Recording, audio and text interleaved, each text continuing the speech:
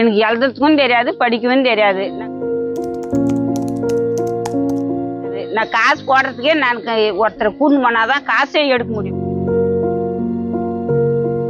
கைரேகை தான் ஓட்டுறேன் நான். கைரேகை ஓட்டினாதான் எனக்கு காசு. எழுத படிக்க தெரியாது என்றும் கை நாட்டு வைத்துத்தான் 100 நாள் வேலை திட்ட பணத்தையே வங்கியில் இருந்து எடுப்பேன் என்றும் வெள்ளந்தியாய் பேசும் இந்த 65 வயது பெண்மணிக்குத்தான் 2,79,00,000 ரூபாய் ஜிஎஸ்டி பாக்கி இருப்பதாக கூறி தமிழக அரசின் வணிக வரித்துறையில் இருந்து நோட்டீஸ் அனுப்பப்பட்டு வங்கி கணக்கு முடக்கப்பட்டிருக்கிறது.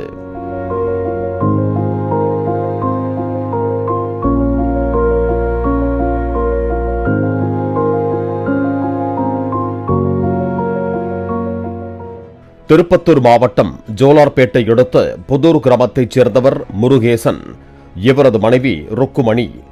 100 நாள் வேலைக்கு சென்று வரும் இவர் சம்பவத்தன்று இந்தியன் வங்கிக்கு 100 நாள் வேலை திட்ட பணத்தை எடுக்க சென்றுள்ளார். அப்போது அவரது வங்கி கணக்கு முடக்கம் செய்யப்பட்டிருப்பதாக வங்கி ஊழியர்கள் தெரிவித்தனர். எதற்காக முடக்கம் என்று ருக்குமணி கேட்டதற்கு, நீங்கள் நடத்தி வரும் RM டிரேடர்ஸ் நிறுவனம் கடந்த 2018-19 ஆண்டு முதல் மத்திய மாநில அரசுகளுக்கு 2,79,19,420 ரூபாய் ஜிஎஸ்டி வரிபாக்கி வைத்துள்ளதாக ஆம்பூர் வணிக வரித்துறை உதவி ஆணையர் பாலாஜி என்பவர் நோட்டீஸ் அனுப்பியதாகவும், அதனை ஏற்று உங்கள் வங்கி கணக்கை முடக்கியிருக்கிறோம் என்றும் தெரிவித்த வங்கி அதிகாரிகள் அந்த நோட்டீஸையும் ருக்குமணியிடம் கொடுத்தனர்.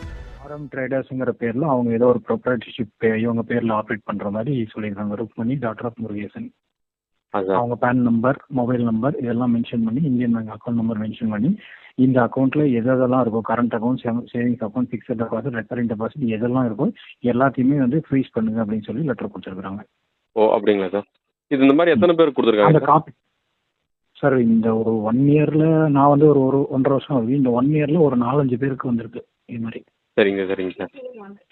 இதுக்கான என்ன வேற டிவிஷன்ல இருந்து வரும் சார். ஒண்ணு இவங்க பேர்ல வந்து ஃபர்ஸ்ட் அந்த ஆபீஸ்ல போய் இவங்க கன்சல்ட் பண்ணோம். அந்த காப்பியை அவங்க கஸ்டமருக்கும் கொடுத்துருக்கோம்னு நினைக்கிறேன். ஏன்னா அவங்களுக்கு ஒரு சிலருக்கு வந்து தெரியாதுன்னு வருவாங்க.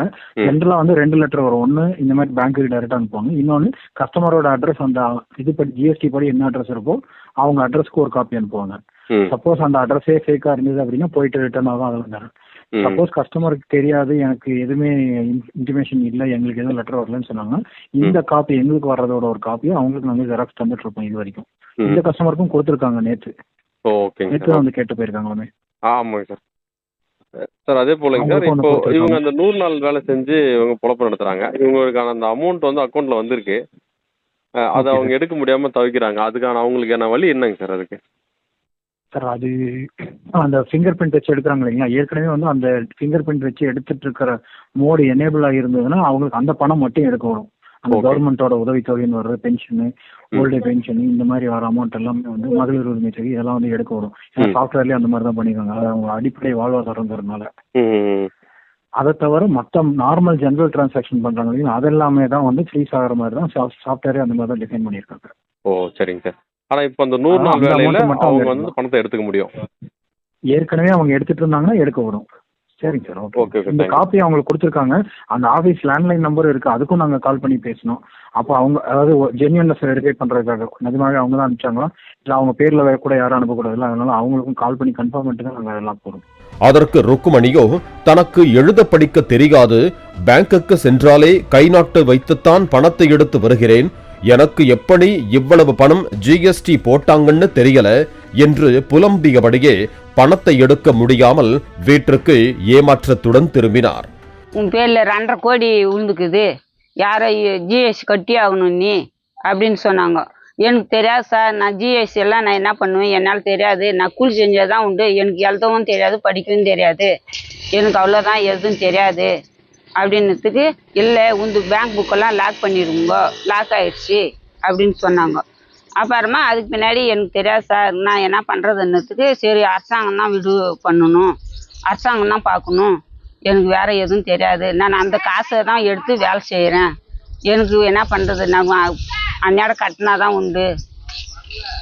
என்ன அன்னாடி கட்டணும்? மகளிர் மட்டத்துக்கு காசு கட்டணும், சம்பாரிச்சு வந்தால் தான் ஒரு 500 ரூபாய் மாசம்னா 500 ரூபாய் போடுறோங்க. அதனால நான் கூலிக்கு தான் போகிறேன். தோட்டம் கொத்த, கல்செடி கொத்த, ஏதோ ஒன்று கொத்துறதுக்கு தோட்டம் கொத்த தான் போகிறோங்க. பயிர் நட, ஒரு கலவை எடுக்குவேன், அதுக்கு கொத்துறதுக்கு தான் போகிறோங்க. வேறு எதுவும் இல்லை. அரசாங்கம் தான் பார்க்கணும். என்னை எது ஒன்றுனாலே அரசாங்கம் தான் பார்க்கணும். என்ன சொன்னாங்க பேங்க்கில் உங்களுக்கு? பேங்க்கில் வந்து என்ன சொன்னாங்கன்னா, பேங்க் வந்து லாக் ஆகிட்டுக்குது, நீங்கள் வந்து அதை கட்டுங்க, ஜிஎஸ்டி கட்டினா தான் உங்களுக்கு இது கட்டி ஆகணும்னாங்க. எனக்கு தெரியாது, நான் என்ன பண்ணி கட்டட்டும், ஜிஎஸ்டி கட்ட தெரியாது எனக்கு, நான் கூலி செய்கிறேன் அப்படின்னு சொல்லிட்டேன். யார் செஞ்சுட்டு வாங்க நினைக்கிறீங்கம்மா? நீ செய்யலன்ற யார் பண்ணிட்டாங்க? எனக்கு தெரியாது, அது என்னன்னு எனக்கு தெரியாது. எனக்கு என்னன்னு தெரியாது. எனக்கு எழுதுறதுக்கும் தெரியாது, படிக்கவும் தெரியாது. நான் காசு போடுறதுக்கே நான் ஒருத்தரை கூண்டு போனாதான் காசே எடுக்க முடியும். மற்ற நேரம் எனக்கு எதுவுமே தெரியாது. காசு எடுக்கவே தெரியாது, எது எப்படி எடுக்கிறதுக்குன்னு தெரியாது. கைரேகை தான் ஒட்டுறேன் நான். கைரேகை ஒட்டினாதான் எனக்கு காசு. மற்ற நேரம் அதுக்கே எங்கள் பையன் இது வாங்கிக்கோ, ஏடிஎம் வாங்கிக்கோ, நான் எடுத்துக்கலான்னதுக்கு எனக்கு மானா ஏடிஎம் நானே வச்சுக்கிறேன், கைரேகை ஒட்டி எடுத்துக்கிறேன், காசு எது ஒன்றும் அப்படின்னு சொல்லிட்டேன். மாதம் எவ்வளோ துட்டு எடுக்க போகுது?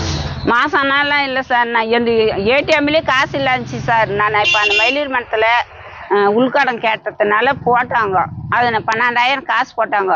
அது எடுக்கிறதுக்கு போனும்போது தான் எனது வந்து லாக் ஆகிட்டுக்குதுன்னு சொல்லிட்டாங்க.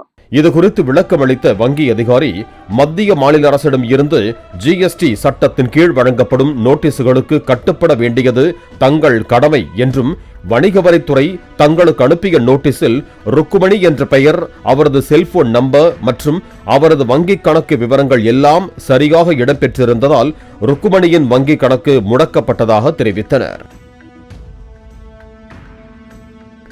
அதே நேரத்தில் யாரோ மர்ம நபர் ருக்குமணியின் வங்கிக் கணக்கு விவரங்களை திருடி RM டிரேடர்ஸ் என்ற நிறுவனத்திற்கு அதனை பயன்படுத்தி ஜிஎஸ்டி ஏய்ப்பில் ஈடுபட்டுள்ளார் என்றும், அந்த மோசடி ஆசாமியை கண்டுபிடிக்க வேண்டியது வணிக வரித்துறை அதிகாரிகள் மற்றும் காவல்துறையினரின் கடமை என்றும் விவரமறிந்த அதிகாரிகள் தெரிவித்தனர்.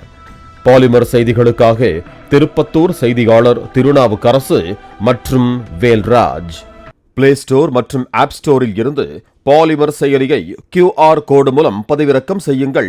செய்திகளை உடனுக்குடன் பெறுங்கள்.